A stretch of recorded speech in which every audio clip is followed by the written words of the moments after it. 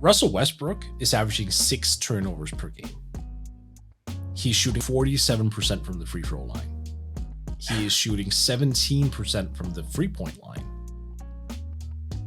And he's scoring just 17.8 points per game despite playing 36 minutes. I am about ready to say that this experiment that has lasted all of 5 games is off to probably the worst possible start you can imagine.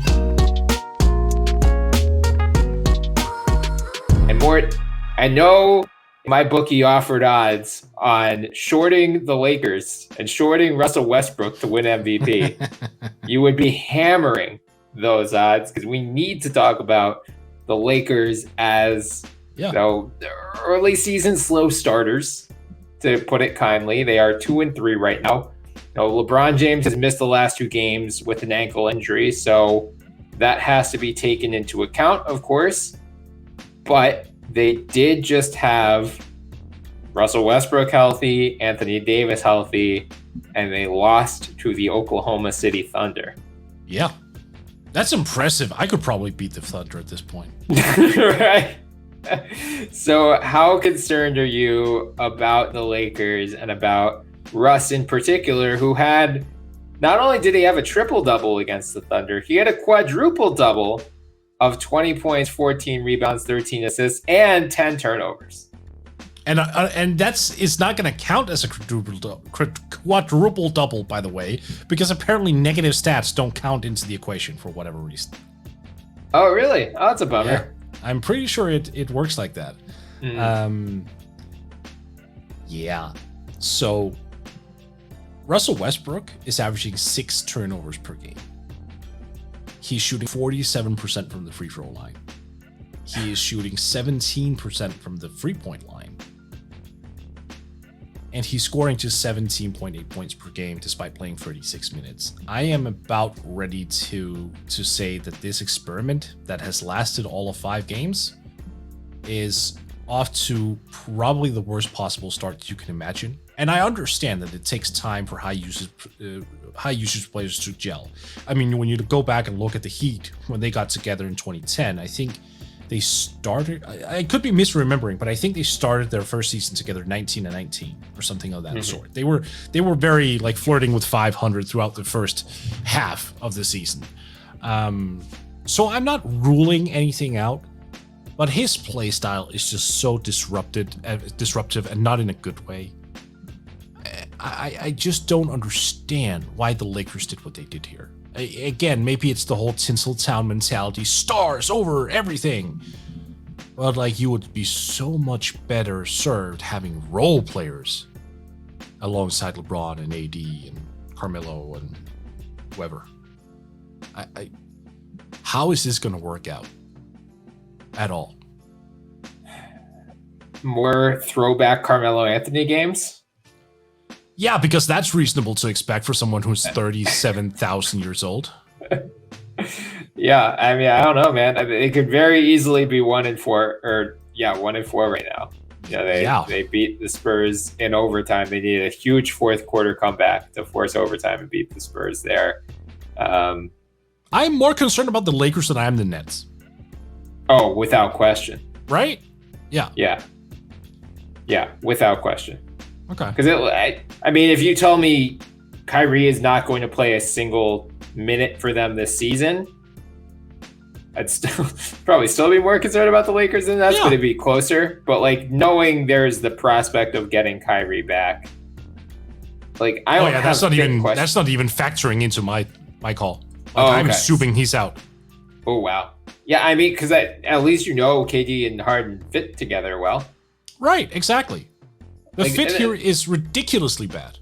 Yeah, like the Westbrook experience is going exactly as pretty much everyone thought it would be. Yeah. To start the year. And I mean, the Lakers are not helping matters. They're having, like, I've seen Westbrook Rondo on the floor together at the same time, which, like, what is even the point of that? Like, right. Why? You signed Westbrook to handle the minutes that LeBron rests, or that, these games that LeBron misses. And, that's a game, the Spurs game, they would have lost without him, without question. So like that's a game where he can be positively impactful. But when LeBron and Westbrook are both healthy, you split the ball handling minutes between them. And Rondo, it's like fair to ask, what it is that you say you do here. Yeah. And also, it forces everyone to play differently. Half of LeBron's shots are threes.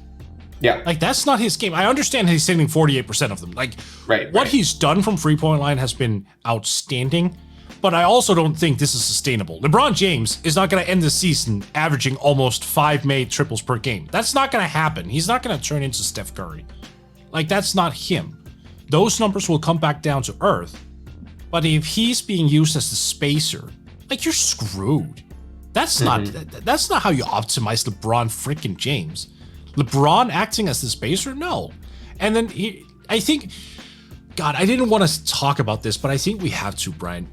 You know how we always kind of pegged Anthony Davis as someone we could rely on to make shots from the perimeter? Mm-hmm. We can't. He's not a good three-point shooter. I'm sorry. I know that's been the hope for Lakers fans for a while, that he would become this floor spreading big who could really help and on kickouts and whatnot. Look, since he joined the Lakers, he's become a 30.1% three-point shooter. He's not reliable from range, Brian. We'll always have the bubble.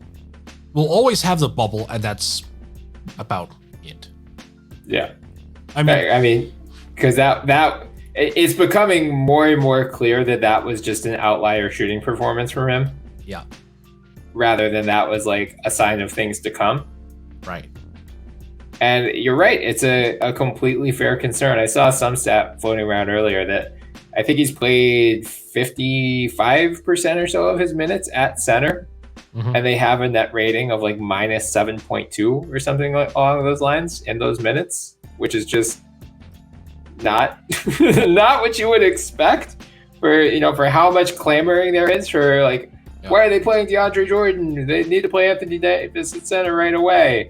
And like, I want to be fair to the Lakers here because again, LeBron missed 2 games. They're also missing Trevor Ariza. They're missing Talen Horton-Tucker. They're missing Kendrick Nunn. They're missing a lot of rotation pieces, right? Like Austin Reeves. I don't think anyone went into this season saying Austin Reeves would play the 7th most minutes on this team, which he currently is. So once they get these guys back into the fold, it's going to help. Like the Lakers will make more sense than they do right now. I still think it's fair to be concerned about them, though. Like, of course, nothing about their start to the season. We coming into the year, we were questioning why are they favorites in the West. Yep. Like, and they're still currently they have the best odds to win the West. Nothing about the way they started this season makes you like, oh, okay, that's why. Now I get it. If anything, it's the alternative. Yeah. It's like I still don't get like why are the Warriors not higher? Why are the Jazz not higher? Because Tinseltown. Let's just be honest about it. I know, and they have again. They got 77 regular season games to work it out. They're gonna get healthier. Hopefully, they're gonna get these guys back. Like they will. They're not gonna miss the playoffs. It's not gonna be a play-in tournament thing again.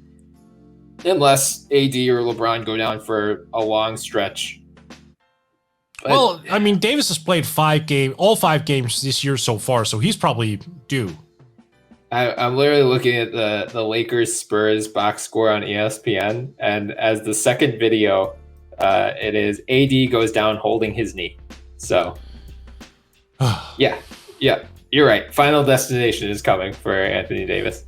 And while we're on the subject of Anthony Davis, I want to give you a number. Oh boy. And I want you to figure it out what it is. Oh, okay. But it's super specific, so it'll be difficult. Great. 37.6%. Ooh, okay. 37.6%. It's got something to do with the mid-range area. Is that his volume of attempts from the... Yeah, that is his volume of attempts from between 10 feet into inside the three-point line. Okay, so 37.6% of his total shots are from beyond 10 feet and just inside the 3-point line. Ew. And here's the thing. He's usually on higher volume than that from mid-range, but this is not the year when you can do that. Because you're already having spacing issues. The mid-range spacing, which is real. Like, it is true that when you take like 18-footers, it does provide a certain level of spacing. That is true. It's just not enough for this team because it's lacking spacing so severely that it's not going to work out. Like, he either has to be almost exclusively like from within 10 feet, or he has to take more threes. And like I kind of stated just a couple of minutes ago, I really don't trust him to take more threes. Right. Like, I'm not saying that he should be Joel Embiid down there, but I mean, I think there are games where he needs to be, where you just kind of say, okay, screw it. I am only taking post touches today. I am going to take 20 shots and 18 of them will be like 5-foot shots. Like, that's what I'm going to try to do. Because, you know, that's sort of an inverted spacing thing because the defense then sucks in. Like, you'll have a double thrown at him or whatever. That opens up the court a little bit more. The mid-ranger is just such a cop-out under these circumstances. Like, it's not helping the Lakers whatsoever. I don't even care if he's hitting them, and he is. But it's just not a good play at this point. Mm-hmm. Like, the court is too shrunk in as is. So, offensively, I just don't see how this is going to work. Like, either he has to shoot like he did in the bubble, which was a complete outlier.